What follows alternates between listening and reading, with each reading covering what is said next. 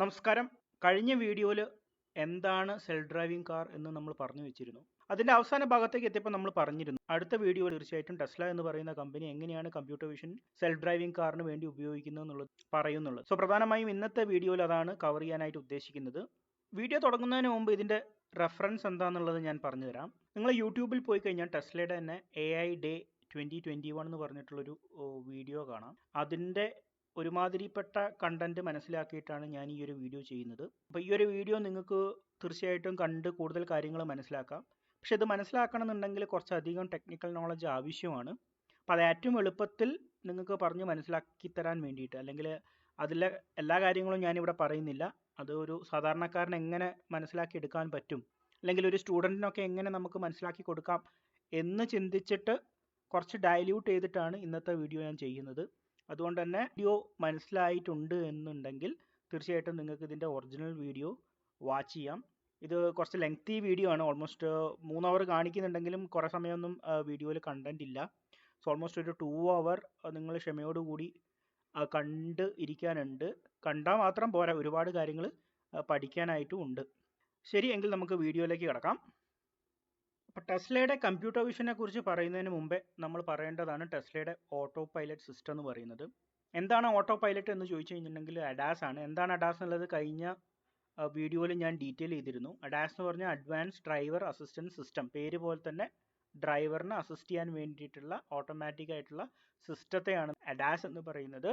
പ്രധാനമായിട്ട് അവർ ഫോക്കസ് ചെയ്യുന്നത് 2 ഏരിയയിലാണ്. ഒന്ന് ട്രാഫിക് അവെയർ ക്രൂയിസ് കൺട്രോൾ, രണ്ടാമത്തത് ഓട്ടോ സ്റ്റീർ. ട്രാഫിക് അവെയർനെസ് എന്ന് പറഞ്ഞു കഴിഞ്ഞാൽ നിങ്ങളുടെ ചുറ്റുമുള്ള വാഹനങ്ങളെക്കുറിച്ചുള്ള ഒരു ബോധ്യം, അതിൻ്റെ വേഗത അല്ലെങ്കിൽ അതിൻ്റെ കാര്യങ്ങളെക്കുറിച്ചൊക്കെ മനസ്സിലാക്കുന്നതിനെയാണ് ട്രാഫിക് അവെയർനെസ് എന്നുള്ളതുകൊണ്ട് ഉദ്ദേശിക്കുന്നത്. ഓട്ടോ സ്റ്റീർ എന്ന് പറഞ്ഞാൽ അതിനനുസരിച്ച് സ്റ്റിയറിങ്ങിനെ അസിസ്റ്റ് ചെയ്യുക, എൻവിറോൺമെൻറ്റ് മനസ്സിലാക്കി അതിന് സ്റ്റിയറിങ്ങിന് ഒരു ഇൻപുട്ട് കൊടുക്കുന്നതാണ് ഓട്ടോ സ്റ്റീർ എന്നതുകൊണ്ട് ഉദ്ദേശിക്കുന്നത്.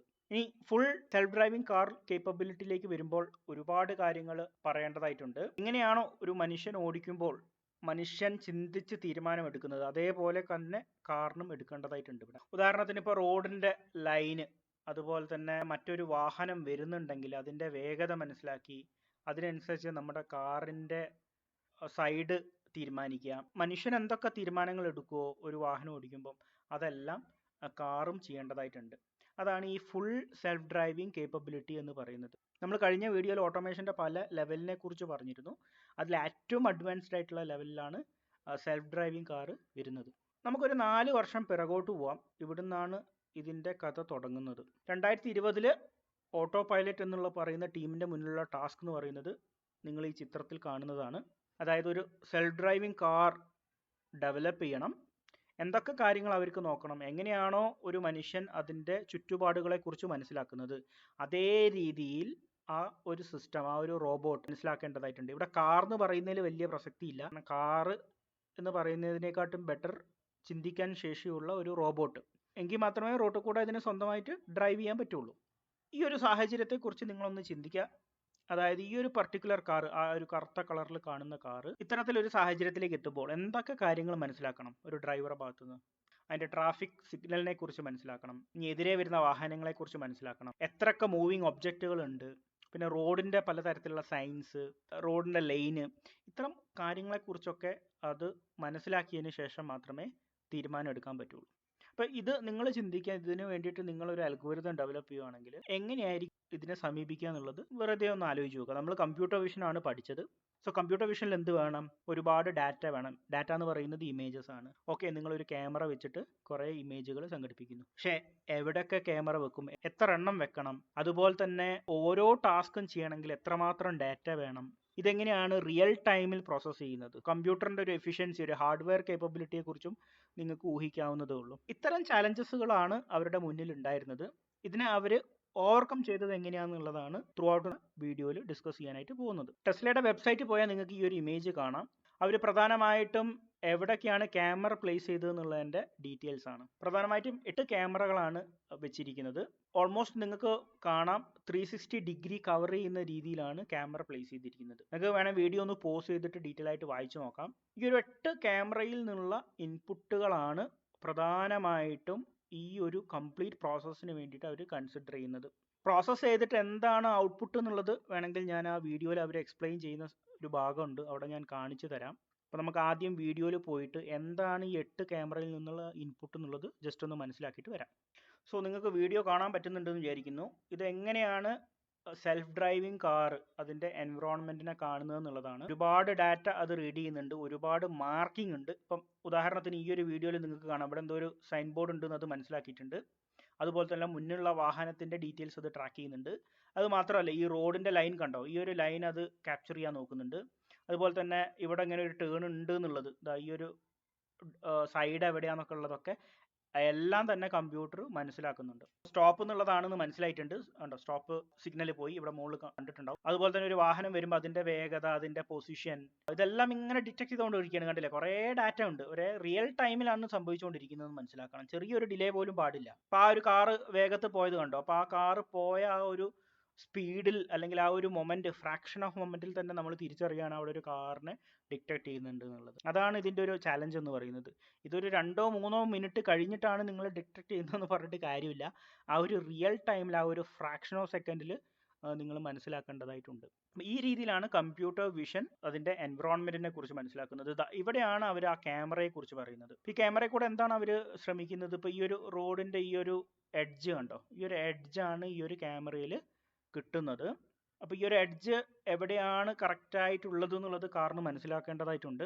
അപ്പോൾ ഈ ഒരു എഡ്ജിന് വേണ്ടിയിട്ട് മാത്രമായിരിക്കില്ല ഈ ഒരു ഡാറ്റ എടുക്കുന്നത്. നമ്മൾ നേരത്തെ പറഞ്ഞു ഒരുപാട് ടാസ്കുകൾ ചെയ്യാനുണ്ട്. ഇവിടെ മൾട്ടി ടാസ്കിംഗ് ആണ് വേണ്ടത്. ഒരു പർട്ടിക്കുലർ ടാസ്ക് അല്ല നമ്മൾ ചെയ്യേണ്ടത്, ഒരുപാട് ടാസ്കുകൾ ചെയ്യേണ്ടതായിട്ടുണ്ട്. അപ്പോൾ അതിനൊക്കെ വേണ്ടിയിട്ടുള്ള ഡാറ്റ നമ്മൾ ആദ്യം കളക്ട് ചെയ്യുന്നു. എങ്ങനെയാണ് കളക്ട് ചെയ്യുന്നത്? നേരത്തെ പറഞ്ഞ ആ ഒരു ക്യാമറ, അതിൽ നിന്നുള്ള ഡാറ്റ എടുത്തിട്ടാണ് നമ്മൾ പ്രോസസ്സ് ചെയ്യാൻ പോകുന്നത്. ഞാൻ പ്രസൻറ്റേഷനിലേക്ക് തിരിച്ചു വരാം. എന്താണ് നമ്മുടെ ഇൻപുട്ട് എന്ന് പറയുന്നത്? ഇമേജ് ആണ്. 8 ക്യാമറയിൽ നിന്നുള്ള പല രീതിയിലുള്ള ഇമേജ്, അത് പല കാര്യങ്ങൾ മനസ്സിലാക്കാനാണ്. ഈ ഒരു ഇമേജിന് എന്താ ചെയ്യുന്നത്? നമ്മളൊരു ഷെയർഡ് ബാക്ക് ബോണിലേക്ക് കൊടുക്കുന്നു. തൽക്കാലം നിങ്ങൾ മനസ്സിലാക്കുക, ഒരു ഷെയർഡ് ബാക്ക് ബോൺ എന്ന് പറഞ്ഞിട്ട് ഒരു ബോക്സ് നിങ്ങൾക്ക് സങ്കല്പിക്കാം. ആ ബോക്സിലേക്കാണ് ഈ ഡാറ്റകളെല്ലാം വരുന്നത്. ഇവിടെ ഈ ഒരു ആരോ മാർക്ക് കണ്ടല്ലോ മുകളിൽ, ഈ ആരോ മാർക്ക് എന്ന് പറയുന്നത് ഡിഫറെൻറ്റ് ഇൻപുട്സ് ആണ്, ഡിഫറെൻറ്റ് ക്യാമറയിൽ നിന്നുള്ള ഡിഫറെൻറ്റ് ഇൻപുട്സ് ആണ്. ഈ ഷെയർഡ് ബാക്ക് ബോണിൽ നിന്നാണ് പിന്നെ അത് ഒബ്ജക്റ്റ് ഡിറ്റക്ഷന് വേണ്ടിയിട്ട്, അല്ലെങ്കിൽ ട്രാഫിക് ലൈറ്റിന് വേണ്ടിയിട്ട്, അല്ലെങ്കിൽ മാർക്കിങ്ങിന് വേണ്ടിയിട്ടൊക്കെ അത് തരംതിരിക്കുന്നത്. സോ ആദ്യം 8 ഇമേജ് വരുന്നു. 8 ഇമേജിനെ ഫ്യൂസ് ചെയ്യാണ് ശരിക്ക് ബാക്ക് ബോണിൽ ചെയ്യുന്നത്. എന്തിനാണ് ഫ്യൂസ് ചെയ്യുന്നത് എന്നുള്ളതും കൂടി ഞാൻ പറഞ്ഞു തരാം. ഫ്യൂസ് ചെയ്തതിന് ശേഷം പലതരത്തിലുള്ള ഹെഡ്സ് ഉണ്ട്. ടെസ്ല ഇതിനെ വിളിക്കുന്നത് ഹൈഡ്രാനെറ്റ് എന്നാണ്. എന്തുകൊണ്ട് ഹൈഡ്രാനെറ്റ് എന്നുള്ള പേര് പറയുന്നു? ഒരു സ്കെലട്ടണും പല തലകളുമുള്ള, അതിനെ റെപ്രസെൻ്റ് ചെയ്യാൻ വേണ്ടിയിട്ടാണ് ഈ ഹൈഡ്രാനെറ്റ് എന്നുള്ളൊരു പേര് കൊടുത്തിരിക്കുന്നത്. അപ്പോൾ ഈ ഒരു ഹൈഡ്രാനെറ്റ് വഴിയാണ് ഈ ഒരു മൾട്ടി ടാസ്കിങ് സാധ്യമാക്കി എടുക്കുന്നത്. ഇനി ഈ ഡാറ്റ കളക്ഷനെ സംബന്ധിച്ചിട്ട് തന്നെ പ്രധാനപ്പെട്ട കുറച്ച് ചോദ്യങ്ങളുണ്ട്. നമ്മൾ എന്തായാലും നെറ്റ്വർക്കാണ് ഉദ്ദേശിക്കുന്നത്, അതുകൊണ്ട് തന്നെ ട്രെയിനിങ് നടക്കണം. ട്രെയിനിങ് നടക്കണമെങ്കിൽ എങ്ങനത്തെ ഡാറ്റ വേണം? ലേബിൾഡ് ഡാറ്റ വേണം. ലേബിൾഡ് ഡാറ്റയിലേക്ക് വരുന്നതിന് മുമ്പ് എവിടെ നിന്നാണ് ഇത്രയും ഡാറ്റ സംഘടിപ്പിക്കുന്നത്? കമ്പ്യൂട്ടർ വിഷനൊക്കെ ചെയ്യുന്ന ആൾക്കാർക്ക് അറിയാം, നമുക്ക് ക്ലീൻ ആയിട്ടുള്ളൊരു ഡാറ്റ ആവശ്യമാണ്, പ്രോപ്പറായിട്ട് പ്രഡിക്ഷന്. ഇത് എവിടെ നിന്നാണ് കിട്ടുന്നതെന്ന് വെച്ച് കഴിഞ്ഞിട്ടുണ്ടെങ്കിൽ റിയൽ ടൈം ഡാറ്റ തന്നെയാണ് കളക്ട് ചെയ്യുന്നത്. നിങ്ങൾക്ക് മനസ്സിലായിട്ടുണ്ടാവും, വണ്ടി ഓടുമ്പം ഡാറ്റ ഇങ്ങനെ ഫീഡ് ചെയ്തുകൊണ്ടിരിക്കുകയാണ്. അങ്ങനെ മില്യൺസ് ഓഫ് ഡാറ്റയാണ് സിസ്റ്റത്തിലേക്ക് വന്നുകൊണ്ടിരിക്കുന്നത്. പിന്നെ ഇത് ലേബൽ ചെയ്യേണ്ടതായിട്ടുണ്ടല്ലേ, വെറുതെ ഒരു ഇമേജ് കൊടുത്തിട്ട് കാര്യമില്ല, അതിനെ ലേബൽ ചെയ്യേണ്ടതായിട്ടുണ്ട്. ഇത് എങ്ങനെയാണ് ചെയ്യുന്നതെന്നുള്ളത് ആ വീഡിയോയിൽ കുറച്ചുകൂടി ഡീറ്റെയിൽ ആയിട്ട് പറയുന്നുണ്ട്. സോ നമ്മുടെ ഒരു ഇൻട്രസ്റ്റ് അതല്ലാത്തതുകൊണ്ട് ഞാൻ ആ ഒരു ഭാഗം സ്കിപ്പ് ചെയ്യാണ്. പക്ഷെ നിങ്ങൾ മനസ്സിലാക്കുക, ഡാറ്റ ഒരുപാട് വേണം. ഡാറ്റ റിയൽ ടൈം ആണ് വരുന്നത്. അതേപോലെ തന്നെ ആ ഡാറ്റ ലേബിൾഡ് ഡാറ്റ ആയിട്ടാണ് കമ്പ്യൂട്ടറിലേക്ക് പോകുന്നത്. ആ ലേബലിംഗ് ഒക്കെ ഈ ഒരു ഫ്രാക്ഷൻ ഓഫ് സെക്കൻഡിൽ സംഭവിക്കുന്നുണ്ട് എന്നുള്ളതാണ് നിങ്ങൾ മനസ്സിലാക്കേണ്ടത്. പിന്നെ നിങ്ങൾ ഹൈഡ്രാനെറ്റിന് കൊടുക്കുകയാണ്. ഹൈഡ്രാനെറ്റ് എന്ന് പറഞ്ഞു കഴിഞ്ഞിട്ടുണ്ടെങ്കിൽ ന്യൂറൽ നെറ്റ്വർക്ക് തന്നെയാണ്. പക്ഷേ നമ്മൾ നേരത്തെ പറഞ്ഞ പോലെ തന്നെ ഒരു ബാക്ക് ബോണും പല ഹെഡും ഉള്ള തരത്തിലുള്ള ഒരു നെറ്റ്വർക്കാണ്. സാധാരണ നമ്മൾ മുന്നേ പഠിച്ചിട്ടുള്ള തരത്തിലുള്ള ഒരു ന്യൂറൽ നെറ്റ്വർക്കിൻ്റെ പ്രശ്നം എന്ന് വെച്ച് കഴിഞ്ഞിട്ടുണ്ടെങ്കിൽ അതിനൊരു സെറ്റ് ഓഫ് ഇൻപുട്ടും അതിനനുസരിച്ചുള്ള ഒരു പ്രഡിക്ഷനെ നടത്താൻ പറ്റുള്ളൂ. ഇവിടെ ഒരേ സമയം തന്നെ മൾട്ടിപ്പിൾ ഇൻപുട്സ് എടുക്കേണ്ടതായിട്ടുണ്ട്, മൾട്ടിപ്പിൾ പ്രഡിക്ഷൻസ് നടത്തേണ്ടതായിട്ടുണ്ട്. ഒരു സിംഗിൾ ന്യൂറൽ നെറ്റ്വർക്ക് വെച്ചിട്ട് സാധ്യമാവില്ല. അതിനാണ് ഹൈഡ്രാനെറ്റ് എന്ന് പറയുന്ന ഒരു കോൺസെപ്റ്റ് അവർ ഡെവലപ്പ് ചെയ്തത്. ഇനി എന്താണ് ഹൈഡ്രാനെറ്റിൽ നടക്കുന്നത്, എന്താണ് ഈ ഒരു ഹോൾ പ്രോസസ്സിൽ നടക്കുന്നത് എന്നുള്ളത് നമുക്ക് മനസ്സിലാക്കാൻ നോക്കാം. ആദ്യം തന്നെ ഇവിടെ നിങ്ങൾക്ക് കാണാം, ഇതാണ് ടെസ്ലയുടെ ഹൈഡ്രാനെറ്റ്. ഇവിടെ കുറേ ഇമേജസ് വരുന്നതായിട്ട് കാണാം. ഇതിൻ്റെ ഫീച്ചേഴ്സ് എക്സ്ട്രാക്ട് ചെയ്തിട്ട്, റെസ്നെറ്റ് വെച്ച് എക്സ്ട്രാക്ട് ചെയ്തിട്ട് ഇതിനെ ഫ്യൂസ് ചെയ്യാണ് ചെയ്യുന്നത്. ഇതെന്തിനായിരിക്കും ഇങ്ങനെ ചെയ്യുന്നതെന്നുള്ളൊരു ഡൗട്ട് ഉണ്ടാവും. നമുക്ക് ആ ഒരു വീഡിയോയിലേക്ക് തിരിച്ചു പോവാം. അപ്പോൾ ഈ ഒരു ഇമേജ് നിങ്ങൾ നോക്കുകയാണെങ്കിൽ തന്നെ പല ഇമേജിലും ഒരേ സ്പേസ് തന്നെയാണ് സത്യം പറഞ്ഞാൽ ഡാറ്റ ആയിട്ട് കൊടുക്കുന്നത്. അതുകൊണ്ട് തന്നെ കമ്പ്യൂട്ടറിനെ സംബന്ധിച്ചിടത്തോളം ഇത് 8 ഇമേജ് ആയിട്ടാണ് വരുന്നത് എങ്കിലും കമ്പ്യൂട്ടറിന് മനസ്സിലാക്കണം ഇതിൽ പല സ്ഥലങ്ങളും എന്താണ് ഒരേ പോർഷൻ തന്നെയാണ്. ഈ ഒരു ഇമേജിൽ ഈ ഒരു പർട്ടിക്കുലർ പോർഷൻ നിങ്ങൾ നോക്കുകയാണെങ്കിൽ ഇതേ പോർഷൻ തന്നെ വേറെ ഇമേജിലും വന്നിട്ടുണ്ടാവും. ഇത് ഒരേ സമയമാണ് വന്നുകൊണ്ടിരിക്കുന്നത്. അപ്പോൾ ഇതൊരു പുതിയ ഒരു സ്പേസ് ഒന്നും അല്ല. അപ്പോൾ ഇത് 8 രീതിയിൽ ഫ്യൂസ് ചെയ്യാതെ കൊടുത്തു കഴിഞ്ഞിട്ടുണ്ടെങ്കിൽ കമ്പ്യൂട്ടറിന് ഒരിക്കലും മനസ്സിലാകാൻ പോകുന്നില്ല ഇത് ഒരേ സ്പേസ് തന്നെയാണ് സത്യം പറഞ്ഞാൽ ഇൻപുട്ടായിട്ട് വരുന്നതെന്നുള്ളത്. ഇതിനാണ് ഫസ്റ്റ് ലെവൽ ഓഫ് ഫ്യൂഷൻ അവിടെ നടക്കുന്നത്. അപ്പോൾ ഇതിൻ്റെ ഫീച്ചേഴ്സ് എക്സ്ട്രാക്ട് ചെയ്യുന്നു, ഒരു പ്രത്യേക രീതിയിൽ അതിനെ ഫ്യൂസ് ചെയ്യുന്നു. ഇതാണ് ആദ്യത്തെ സ്റ്റെപ്പ്. സോ ഇത് ഫ്യൂസ് ചെയ്യുന്നതിൻ്റെ ഉദ്ദേശം എന്ന് പറഞ്ഞു കഴിഞ്ഞാൽ റിഡൻഡൻസി ഒഴിവാക്കുക എന്നുള്ളതാണ് പ്രധാനമായിട്ടും നമ്മൾ ഉദ്ദേശിക്കുന്നത്. സോ നമ്മൾ ഇവിടെയാണ് നിൽക്കുന്നത്, മൾട്ടി സ്കാൻ ഫ്യൂഷൻ. ഓക്കെ, ഇവിടെ നമ്മൾ സ്പേസിലാണ് ഫ്യൂഷൻ നടക്കുന്നത്. മനസ്സിലാക്കുക, നമ്മളിവിടെ ഫ്യൂസ് ചെയ്തിരിക്കുന്നത് എന്താണ്, സ്പേഷ്യൽ കോർഡിനേറ്റ്സിനെയാണ് ഫ്യൂസ് ചെയ്തിരിക്കുന്നത്. ഇതുപോലെ ടൈം കോർഡിനേറ്റ്സ് നമ്മൾ കൊണ്ടുവരേണ്ടതായിട്ടുണ്ട്. അതിനാണ് ഇവിടെ നിങ്ങൾക്ക് കാണാം ഈ വീഡിയോ ക്യൂ എന്ന് പറഞ്ഞിട്ട് ഇതിന് മുന്നേ നടന്ന വീഡിയോസ് ഇൻപുട്ടായിട്ട് കൊടുത്തിട്ട് അവിടെ നമ്മളൊരു ടൈം ഫ്യൂഷനാണ് ചെയ്യുന്നത്.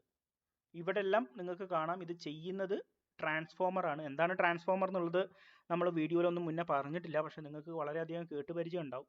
ആ ട്രാൻസ്ഫോമറിൻ്റെ ഒരു അഡ്വാൻസ് ലെവൽ ഇപ്പോൾ എവിടെയാണെന്നുള്ളതിനെ കുറിച്ചൊക്കെ നിങ്ങൾ മനസ്സിലാക്കിയിട്ടുണ്ടാവും ഈ ഒരു ഫീൽഡുമായിട്ട് ബന്ധപ്പെട്ട് പഠിക്കുന്ന അല്ലെങ്കിൽ ജോലി ചെയ്യുന്ന ആൾക്കാരാണെങ്കിൽ. സോ ഇവിടെ ടൈം ഫ്യൂഷനും കൂടി നടത്തണം. നിങ്ങളൊന്ന് ആലോചിച്ച് നോക്കുക എന്തിനാണ് ടൈം ഫ്യൂഷൻ കൊണ്ടുവരേണ്ട ഒരു ആവശ്യം എന്നുള്ളത്. അതും ഈ ഒരു വീഡിയോയിൽ നിന്ന് മനസ്സിലാക്കാം. പ്രധാനമായിട്ട് ഒരു പ്രോബ്ലം പറയുന്നത് ലാക്ക് ഓഫ് മെമ്മറിയാണ്. അതായത് ചില കാര്യങ്ങൾ നമ്മൾ ഓർത്ത് വെക്കേണ്ടതായിട്ടുണ്ട്. ഉദാഹരണത്തിന് ഇപ്പോൾ ഈ കാറിന് പിറകിൽ പെഡസ്ട്രിയൻ ഉണ്ടോ ഇല്ലയോ എന്നുള്ളത് ഒരു ക്വസ്റ്റ്യൻ ആണ്. ഈ ഒരു ഇമേജിൽ നിന്ന് അല്ലെങ്കിൽ ഈ ഒരു ഡാറ്റയിൽ നിന്ന് ഒരിക്കലും ഇത് മനസ്സിലാക്കാൻ പറ്റില്ല. അപ്പോൾ ഇതിൻ്റെ മുന്നത്തെ ഡാറ്റയിൽ ഓൾറെഡി എന്ത് ചെയ്തിരിക്കണം, ഒരു പെഡസ്ട്രിയൻ ഉണ്ടെങ്കിൽ അതിനെ ട്രാക്ക് ചെയ്യേണ്ടതായിട്ടുണ്ട്. അപ്പോൾ ഇതിപ്പം അതിനെ തടസ്സപ്പെടുത്തിയിട്ടുണ്ടെങ്കിലും ഈ സെൽഫ് ഡ്രൈവിംഗ് കാറിന് ഓൾറെഡി അറിയണം ഈ കാറിനപ്പുറം എന്താ ഉള്ളത് എന്നുള്ളത്. അപ്പോൾ ഇതിനൊരു മെമ്മറി ആവശ്യമാണ്. അതുകൊണ്ട് തന്നെ നമുക്ക് പ്രീവിയസ് ഡാറ്റ ഇതുമായിട്ട് ഫ്യൂസ് ചെയ്യേണ്ടതായിട്ടുണ്ട്. എവിടെയാണ് നമ്മൾ ഫ്യൂസ് ചെയ്യുന്നത്, ടൈം കോർഡിനേറ്റിലാണ് നമ്മൾ ഫ്യൂസ് ചെയ്യുന്നത്. എങ്കിൽ മാത്രമേ അടുത്ത ഒരു ഫ്രാക്ഷൻ ഓഫ് സെക്കൻഡിൽ ഈ കാറ് പോയി കഴിഞ്ഞാൽ പ്രീവിയസ് ഡാറ്റ മാച്ച് ചെയ്തിട്ട് അവിടെ ആളുണ്ട് എന്നുണ്ടെങ്കിൽ അത് വീണ്ടും സ്ലോ ആക്കേണ്ടതായിട്ടുണ്ട്. ഈവൻ ഈ കാർ ഉണ്ടെങ്കിൽ തന്നെ സ്ലോ ആക്കേണ്ടതായിട്ടുണ്ട്. പക്ഷെ അതിന് എസ്റ്റിമേറ്റ് ചെയ്യാൻ പറ്റും ഇത് എത്ര വേഗതയിലാണ് പോകുന്നത്, ഇവിടുത്തെ സിഗ്നലിൻ്റെ സ്റ്റേജ് എന്താണ്, അതൊക്കെ മനസ്സിലാക്കിയിട്ട് ഇത് സ്ലോ ചെയ്യണമെങ്കിൽ സ്ലോ ചെയ്യും. പക്ഷേ എങ്ങാനും ബൈ അബദ്ധവശാൽ ഒരു മനുഷ്യൻ ഇവിടെ നിൽക്കുന്നുണ്ട് എന്നുണ്ടെങ്കിൽ ഇതിൻ്റെ സിഗ്നൽ ഗ്രീൻ ആണെങ്കിലും അങ്ങനെ ഒരു ആൾ അവിടെ നിൽക്കുന്നുണ്ട് എന്നുള്ളത് ഡിറ്റക്ട് ചെയ്യേണ്ടതായിട്ടുണ്ട്. ഇപ്പം ഇത്തരത്തിലുള്ള ആപ്ലിക്കേഷൻ നമുക്ക് ഒരുപാടുണ്ട്. അതുപോലെ തന്നെ ഇപ്പം ഒരു മുന്നിൽ ഇങ്ങനെ വണ്ടി പോവാന്ന് വിചാരിക്കുക, ആ വണ്ടീൻ്റെ ബാക്കിൽ തന്നെ കാറിൻ്റെ ഒരു ഇമേജ് ഉണ്ട്. അപ്പം ഇത് ശരിക്കും കാറാണോ ഇവിടെ ഇരിക്കുന്നത് അല്ലെ വേറെ എന്തെങ്കിലും ആണോ എന്നുള്ളത് അറിയണമെന്നുണ്ടെങ്കിൽ അതിന് മുന്നത്തെ ഡാറ്റയും കൂടി പരിശോധിച്ചാൽ പറ്റുള്ളൂ. ഈ ഒരു ഇമേജ് മാത്രം കൊടുത്തു കഴിഞ്ഞിട്ടുണ്ടെങ്കിൽ നമ്മുടെ നെറ്റ്വർക്കിന് ചിലപ്പം ഇത് കൃത്യമായിട്ട് മനസ്സിലായിക്കോണമെന്നില്ല. അതുപോലെ തന്നെയാണ് വേറെ ഒന്ന് യൂ ടേൺ. നമ്മൾ പലപ്പോഴും സിഗ്നൽ ആദ്യമാണ് കാണുക, എന്നിട്ടാണ് കുറച്ച് മുന്നോട്ട് പോയിട്ടാണ് പലപ്പോഴും യൂ ടേൺ വരിക. നമുക്ക് അങ്ങനെയാണല്ലോ, പെട്ടെന്ന് സിഗ്നൽ കണ്ടിട്ട് ഉടനെ യൂ ടേൺ അങ്ങ് 90 ഡിഗ്രിയിൽ എടുക്കുന്നതല്ല നമ്മൾ ചെയ്യുന്നത്. സിഗ്നൽ കുറച്ച് മുന്നേ ഉണ്ടാവും.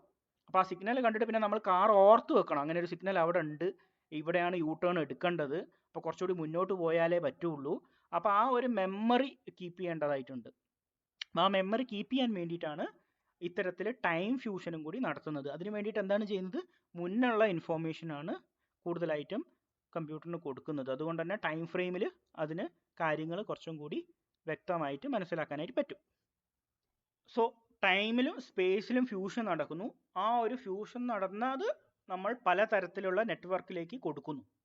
സോ ആ നെറ്റ്വർക്ക് പിന്നീട് ഡിസൈഡ് ചെയ്യുന്നു അത് ഡിറ്റക്ഷൻ ആണ്, പിന്നെ അല്ലെങ്കിൽ ട്രജക്ടറി ആണ്. ഇതൊക്കെ ഓരോന്നും പാരലായിട്ട് റൺ ചെയ്തുകൊണ്ടിരിക്കുകയാണ്. ഒരേ സമയം ഡിറ്റക്ട് ചെയ്യേണ്ടതായിട്ടുണ്ട് തന്നെ പല രീതിയിലുള്ള നെറ്റ്വർക്കുകളാണ് ഇവിടെ ചെയ്തുകൊണ്ടിരിക്കുന്നത്. സോ ഈ രീതിയിലാണ് ഒരു ഹൈഡ്ര നെറ്റ് വർക്ക് ചെയ്യുന്നത്. തീർച്ചയായിട്ടും നിങ്ങൾക്ക് ഊഹിച്ചിട്ടുണ്ടാവും ഇതിൻ്റെ ഒരു ഹാർഡ്വെയർ കേപ്പബിലിറ്റി എത്രത്തോളം വേണമെന്നുള്ളത്. കാരണം റിയൽ ടൈമിൽ ഡാറ്റ പ്രോസസ്സ് ചെയ്യാന്ന് പറഞ്ഞിട്ടുണ്ടെങ്കിൽ അതത്ര എളുപ്പമുള്ളൊരു കാര്യമൊന്നുമല്ല. അപ്പം അതിന് വേണ്ടിയിട്ട് അവർ പ്രത്യേക ഹാർഡ്വെയർ സിസ്റ്റം തന്നെ സ്വന്തമായിട്ട് ഡെവലപ്പ് ചെയ്തിരുന്നു.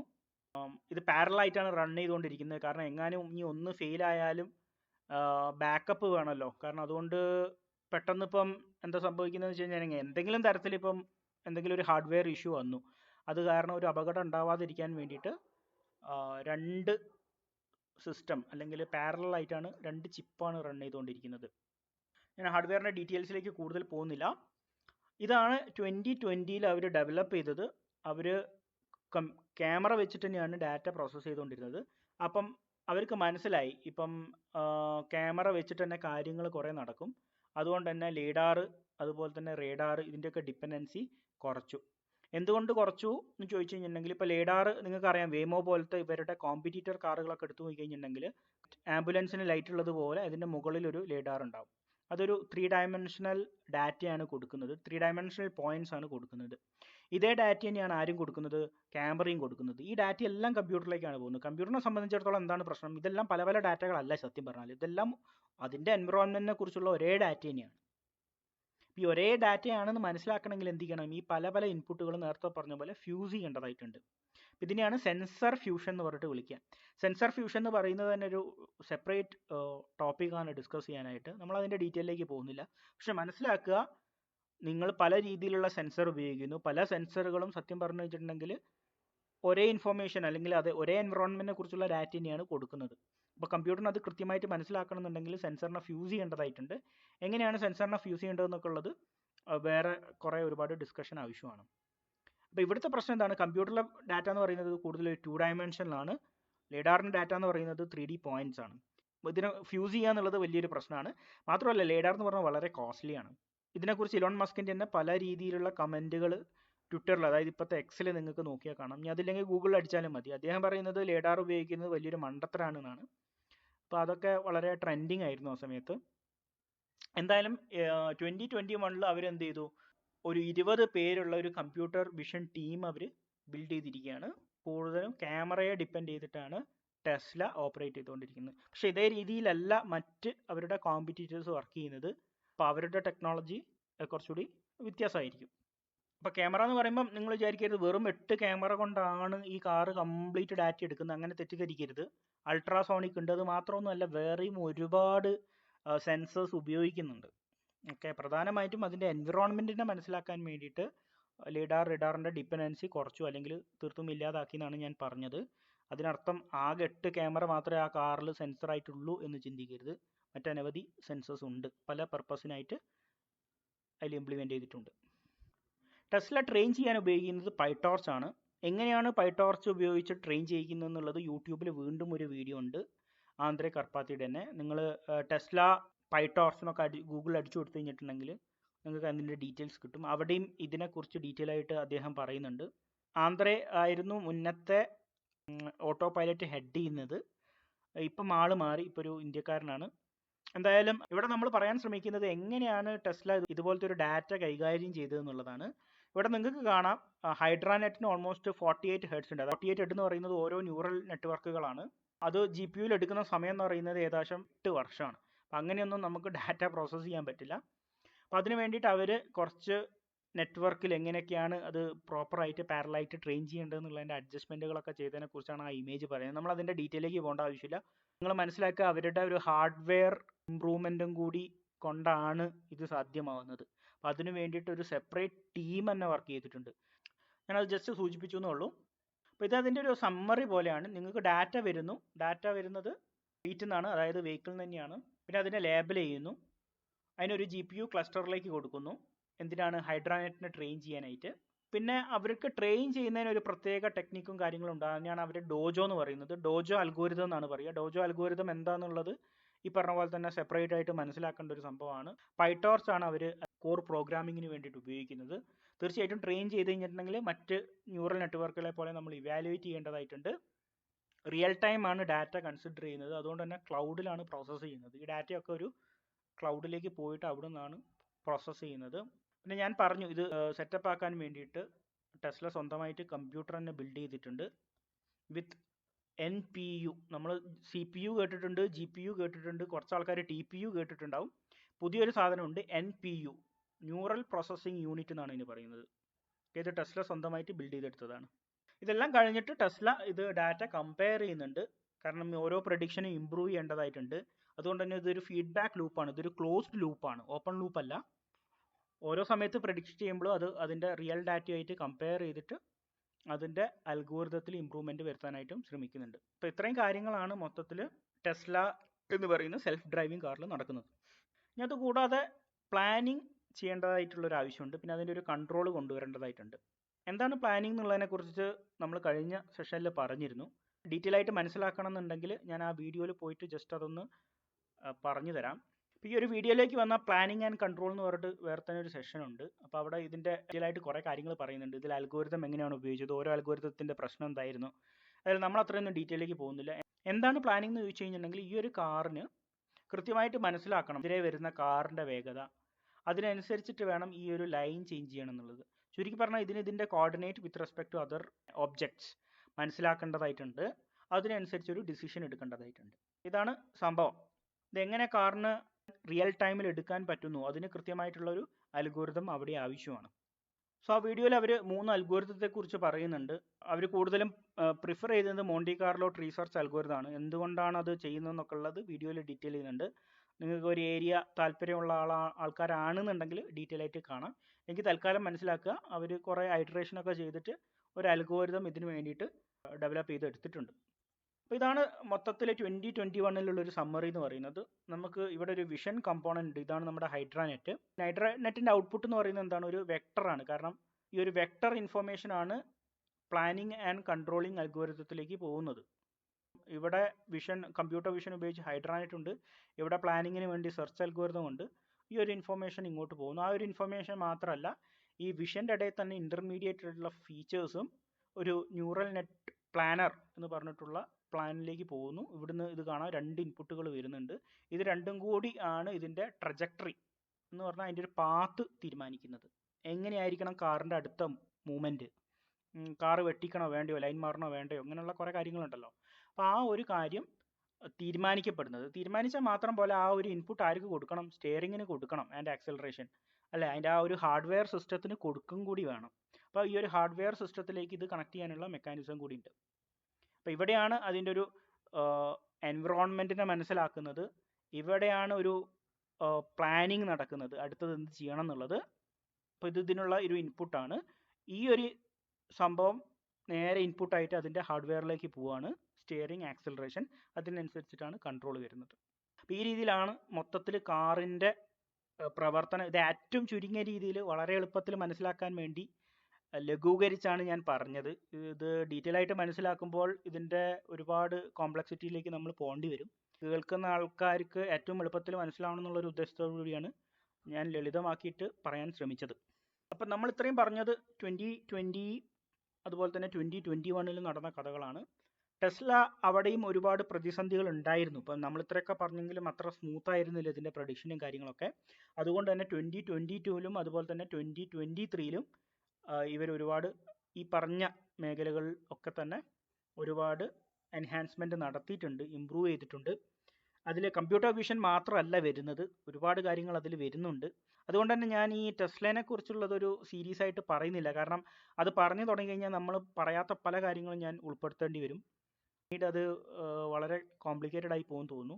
അതുകൊണ്ട് ഞാൻ തൽക്കാലം നിങ്ങൾക്ക് കമ്പ്യൂട്ടർ വിഷൻ എങ്ങനെയാണ് സെൽഫ് ഡ്രൈവിംഗ് കാറിൽ ഉപയോഗപ്പെടുത്തുന്നത് എന്നുള്ളത് ഈ ഒരു വീഡിയോയിലൂടെ മനസ്സിലായി എന്ന് ഞാൻ വിശ്വസിക്കുന്നു. ഇനി നിങ്ങൾക്ക് ഇതിനെക്കുറിച്ച് കൂടുതൽ മനസ്സിലാക്കണം താല്പര്യം ഉണ്ടെന്നുണ്ടെങ്കിൽ വീണ്ടും അവരുടെ തന്നെ ഒരു AI ഡേ എന്ന് പറഞ്ഞ് 2022 എന്ന് പറഞ്ഞിട്ട് ഒരു വീഡിയോ അവർ ചെയ്തിട്ടുണ്ട്.